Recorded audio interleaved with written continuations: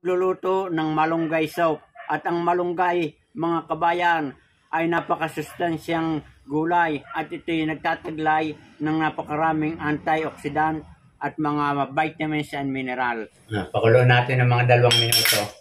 Atin ang bubuksan, mga kabayan.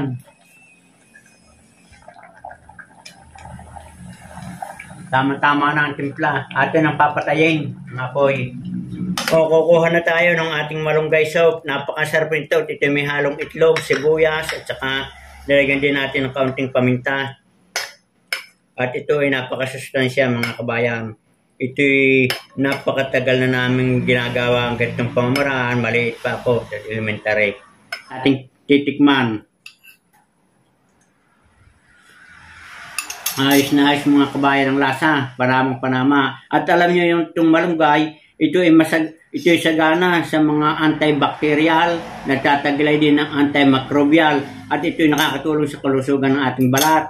At lahat ng sangkap ng puno nito, dahon, balat o ugat hanggang sa dahon, ay napakalaki ng ambag sa ating kalusugan upang tayo ay matulungan na makaiwas sa mga iba't ibang uri ng karamdaman.